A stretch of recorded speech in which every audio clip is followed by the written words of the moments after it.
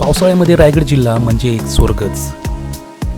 आणि आज आपण बघणार आहोत हा रायगड जिल्हा किती सुंदर आहे ते.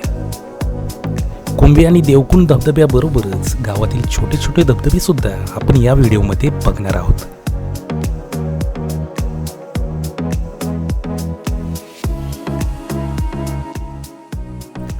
पहिला धबधबा आपण हा बघणार आहोत कुंभे वॉटरफॉल. महाराष्ट्रातील प्रसिद्ध असा, सगळ्यात जास्त प्रसिद्ध झालेला कुंभे वॉटरफॉल. माणगाव तालुक्यातील निजामपूरच्या जवळ असलेल्या या कुंभे वॉटरफॉलला जाण्यासाठी आपल्याला लागतो हा भयानक असा बोगदा. या बोगद्यातून गेल्यानंतरच आपल्याला हा धबधबा पाहायला मिळतो. अर्धवट बांधकाम असलेल्या या धबधब्यातून पुढे गेल्यानंतर लगेचच आपल्याला दिसते हा धबधबा पडतो ती ठिकाण. जून आणि जुलै नंतर जसं स्वच्छ आणि पांढरे शुभ्र पाणी आपल्याला इथं बघायला मिळतं. कड्यावरचं हे फेसळणारं पाणी बघण्यासाठी आपल्याला थोडंसं पुढं जावं लागतं आणि त्यानंतर दिसतं एक अद्भुत चमत्कार, जबरदस्त असं हे पांढरशुभ्र पाणी पडतानाचं दृश्य. जास्त पाऊस असेल तर तुम्ही अशी डेअरिंग करू नका. त्यानंतर आपण जातो पुढं या धबधब्याचं खरं चित्र बघण्यासाठी. वाटेतच आपल्याला दिसतात भरपूर असे जेवण बनवतानाचे दृश्य आणि भरपूर असे एन्जॉय करणारे लोक सुद्धा. त्यानंतरच आपण पोहोचतो या धबधब्याच्या खऱ्या व्ह्यू पॉईंटकडे, जिथून हा धबधबा आपल्याला पडताना दिसतो. तुम्ही सुद्धा या धबधब्याला एकदा तरी नक्की व्हिजिट करा, पण फक्त लांबूनच. माझ्या लिस्टमधील दुसरा वॉटरफॉल आहे हा गारंबे वॉटरफॉल. मुरुडच्या जवळ असलेला हा गारंबे वॉटरफॉल सोरगावनी कमी नाही, म्हणूनच मी याला दुसऱ्या नंबरवर ठेवलंय. निळशार पाणी आणि छोट्याशा या डॅममधून पडणारं पांढरं शुभ्र फेसणारं पाणी बघून आपण एका वेगळ्याच विश्वात रमतो. कोकणातलं खरं सौंदर्य म्हणजे काय ते इथं आल्यानंतर मला समजलं.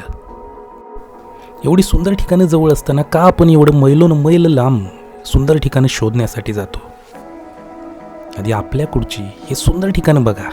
हे सर्व इतकं अद्भुत आणि सुंदर होतं की मी भरपूर वेळा इथं अंडर वॉटर शूटिंग सुद्धा केलं आणि हा अनुभव मी कधीच विसरू शकणार नाही.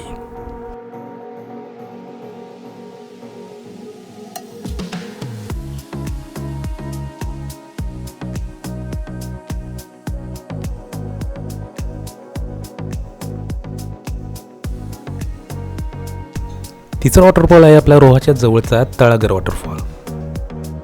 हा एका छोट्याशा गावात असलेला कोकणातील सुंदर असा धबधबा. निसर्गातून मस्तपैकी ट्रेकिंग करून आपण पोहोचतो या तळागर वॉटरफॉलवर. मी या धबधब्यावर या प्रवाहाच्या दिशेनेच वरती जातो. याची मजा काही वेगळीच असते. फॅमिलीला खाली ठेवून या दगडातून रस्ता काढत आपण पोहोचतो वरती आणि त्यानंतर आपल्याला दिसतो हा पांढरा शुभ्र फेसाळणारा तळागर वॉटरफॉल. मोठमोठ्या धबधब्यांपेक्षा गावाकडचे हे छोटे धबधबे खरंच खूपच सुंदर असतात. चौथा धबधबा आहे महाराष्ट्रातील प्रसिद्ध असा देवकुंड वॉटरफॉल. तामिनी घाटातील बिरा गावाच्या जवळ असलेला हा देवकुंड धबधबा एक अद्भुत चमत्कारच आहे. देवकुंड धबधब्याला जातानाच आपल्याला ही सुंदर अशी निसर्गरम्य ठिकाणं बरीच दिसतात. ही ठिकाणी इतकी भारी असतात की आपण थोडा तरी वेळ इथं व्यतीत करतोच.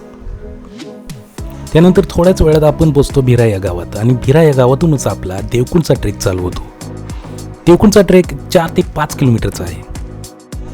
पाऊस नसेल तर एकदम सोपा असा. निसर्गरम्य वातावरण, डोंगर, नदी आणि बरंच काही असं बघतच आपला हा ट्रेक चालू असतो. त्यामुळे या ट्रेकला आपल्याला कधीच कंटाळा येत नाही. जास्त ऊन असेल तर थकवा मात्र आपल्याला बराच जाणवतो. काही पायवाटा या अशा जंगलातूनही जातात आणि काही ठिकाणी अशा या नद्यांवरती ब्रिज सुद्धा केलेले आहेत. कारण भरपूर जर पाऊस पडला तर या नद्या क्रॉस करणं शक्य नसतं. सॅटर्डे संडेला इथं बरीच गर्दी असते. अक्षरशः हाऊसफुल असतो हा धबधबा.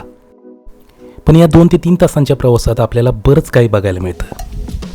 इथले गावकरी जरी आपल्याकडून एंट्री फी घेत असतील तरी त्यांनी सुद्धा इथं बरेच सोयीसुविधा इथं त्यांनी केलेल्या आहेत. त्याचा आपल्याला भरपूर उपयोग होतो. शेवटी फायनली आपल्याला दाट जंगल लागतं आणि त्यानंतरच दिसतो हा देवकुंड धबधबा. पहिल्यांदा हा धबधबा बघितल्याने माझ्या मनात एकच वाक्य आलं, द किंग ऑफ वॉटरफॉल. इतका जबरदस्त अशा या भल्या मोठ्या कुंडामध्ये पडलेला हा धबधबा मी पहिल्यांदा बघत होतो. आम्ही सुद्धा या देवकुंड धबधब्यामध्ये टपाटप उड्या मारल्या आणि या देवकुंड धबधब्याचा आनंद घेतला. खरंच या निळाशार अशा पाण्यामध्ये पोहण्याचा आनंद काही वेगळाच होता. संडे असल्यामुळे बरीच गर्दी इथं होती. इतकी गर्दी एका धबधब्यावर मी पहिल्यांदा बघत होतो. पण किती गर्दी असली तरी सगळेजण या धबधब्याचा व्यवस्थित असा आनंद घेत होते. पुण्याहून आलेल्या एका ग्रुप बरोबर आमच्या ग्रुपमधील मुलांनी सुद्धा भरपूर असा एन्जॉय केला. प्रत्येक जण या धबधब्याचा वेगवेगळ्या पद्धतीने आनंद घेत होता, कुणालाही त्रास न देता. खरंच हीच तर मजा आहे या निसर्ग पर्यटनाची. बऱ्याच जणांचे पाय असे उतरताना सटकत होते. निसर्गातील सुंदर अशा ट्रेक बरोबर या धबधब्याचा आनंद घ्यायचा असेल तर देवकुंड वॉटरफॉलला भेट द्यायलाच पाहिजे.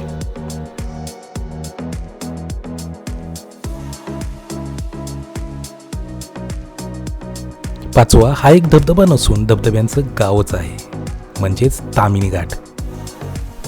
पुण्याला जाण्याच्या रस्त्यावर पहिल्यांदा आपल्याला हे दिसतात दोन छोटे छोटे वॉटरफॉल. हे धबधबे बघता बघता जोरदार पडणारा हा पाऊस या धबधब्यांची मजा आणखीनच वाढवतो. ताम्हिणी घाटामध्ये आपल्याला चालायला लागत नाही. जागोजागी असे रस्त्यांनी असंख्य असे धबधबे आपल्याला बघायला मिळतात.